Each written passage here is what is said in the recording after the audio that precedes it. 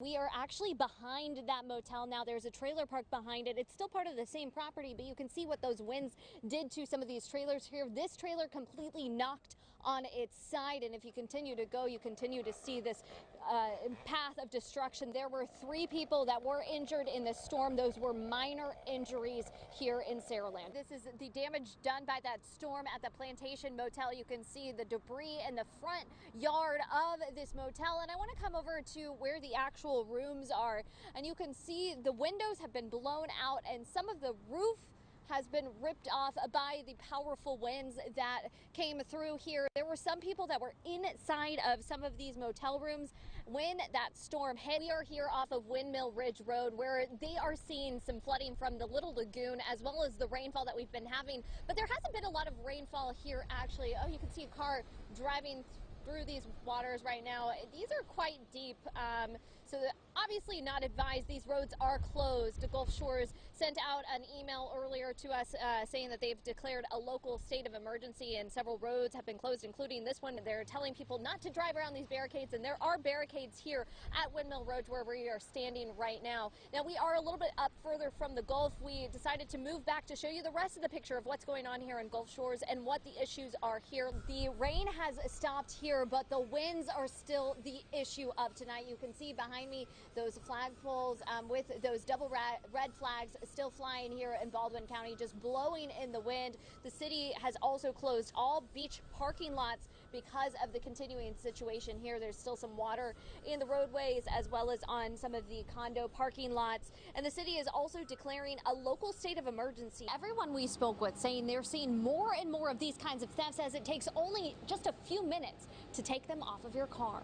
The sheriff's office says the best way to avoid a theft is to park in a garage if you can, park in a well-lit area, and if you're a business with multiple cars, to make sure that you have cameras on those cars. First on 5, a deadly stretch of road, Highway 45. Some local officials are demanding change. WKRG News 5's Nicolette Schleisman joins us live in the studio to tell us what they want. Well, they are hoping someone will hear their pleas to make the highway safer after 2 more fatal accidents in the last month.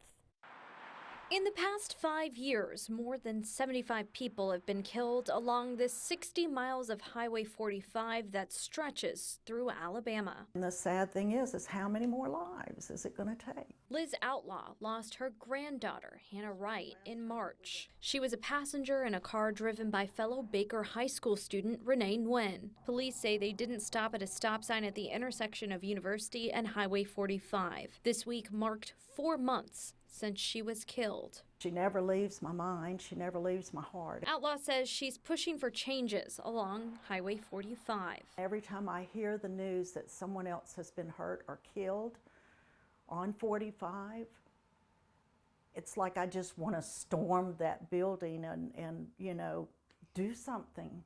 She's not the only one. The Washington County Sheriff, Richard Stringer, has also been trying to get someone in Montgomery's attention for years. We just seem to be talking to deaf ears. He says he's seen traffic at least double along the highway in the last 2 to 3 years. Highway 45 much of the time looks like Airport Boulevard without any red lights. Highway 45 runs 1,298 miles from Michigan to Alabama. Stringer says the only stretch of the road that is 2-lane is the 60 miles of Highway 45 in Alabama. He attributes some of the problems to the amount of traffic on the highway. Just last week, he sent a letter with his concerns to Governor Kay Ivey. She sent him a letter back, ultimately telling him to contact the Alabama Department of Transportation. Bloody 45. Something has to be done. We have to get someone's attention. Neither Outlaw nor Stringer say they're giving up and urge others to be cautious when driving on Highway 45. If you have to travel Highway 45, for God's sakes, be careful. It's a very, very dangerous highway.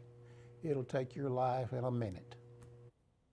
And we did reach out to AlDOT. They sent us a lengthy statement, but say the number of accidents on Highway 45 should be reduced, and they're analyzing locations for turn lanes along the route in an attempt to reduce some rear-end collisions on it. They also plan to install rumble strips along the center of the road to let drivers know when they've drifted across that center line. Live in the studio, Nicolette Schleisman, WKRG News 5. First, that WKRG News 5 exclusive. A Mobile man hospitalized after shots were fired into his family's car at a busy intersection. They were on their way home after stopping to get ice cream for their two young daughters. WKRG News 5's Nicolette Schleisman joins us now live from the intersection where the nightmare unfolded. Nicolette? The Turners were driving from Azalea onto Cottage Hill when they say someone pulled up next to them and started shooting. We were just attacked. Emily Turner says she and her family were just driving home when all of a sudden she heard gunshots. There were 11 bullets that hit our car. There were 11 holes, but there were almost 20 rounds fired. She says it took a while to realize what had happened and that their car was being shot at. He just started screaming that he had gotten shot. 2 bullets hit her husband, Shane. He was hit once in the knee and 1 hit near his ribs. He lost a kidney, he lost a spleen. He's a type 1 diabetic, so losing a kidney is a pretty big deal for them. And he also has some liver damage. Turner says she didn't get a good look at the car, but saw them as they were driving off. I look up and they're still in front of us. There's 2 people, one in the passenger, one in the rear passenger, and they're hanging out with ski masks of the car, shooting the front of our car. And I felt some glass on my arms, and I told the girls to get down, and then they just sped off. 2 of the bullets went through the driver's side back passenger door, where her 9-year-old daughter was sitting. She was miraculously not hit. Turner says they were all protected Saturday night. His mom recently died of brain cancer this year, and she was definitely there with us, and my grandma was, because I mean, there's no reason he should not have been killed. Turner says she has no idea why they were shot at. Obviously, whoever did this, they had a reason for it, but I know whatever the reason was had nothing to do with my family. So whatever it was, they either got the wrong people or they didn't care who they got. And she wants to find those responsible. I hope that these people can be captured. I hope that they get off the streets, and I hope that my babies were young enough to where it doesn't affect them later. And Mobile police are still investigating, and Turner is asking anyone who was at this intersection from around 7 to 7:15 Saturday night who may have seen something or heard something to come forward. Live at Azalea and Cottage Hill, Nicolette Schleisman, WKRG News 5. WKRG News 5 investigates complaints of underage drinking at a Mobile club where police say a young woman was kidnapped Friday. Nicolette Schleisman reports from Troubadours off of Old Shell and Schillinger roads with changes the club is now making. Starting immediately, the club will now only allow those 21 and older to enter into their doors. Now, according to their Facebook page, they were previously open for those 19 and older. These changes come after Mobile police say an 18-year-old was taken by a man from the parking lot early Friday morning. The teenager was later located at the University of South Alabama. 34-year-old Morris Linson Jr. was arrested in Escambia County, Florida, charged with kidnapping. We are sympathetic to him and hate that it happened to her. Troubadours wrote multiple statements since the incident on their social media channels. First on Instagram, more defensive about the incident. Now, the owner of Troubadours says that was in response to false statements about what happened. He later reworded and said that they were listening to those with concerns about safety for those inside the venue. Last night, the owner, Chris Sherman, posted they would be changing the age of those allowed inside to only 21 and up. We feel like we already had a pretty good plan in place, to avoid these type of things.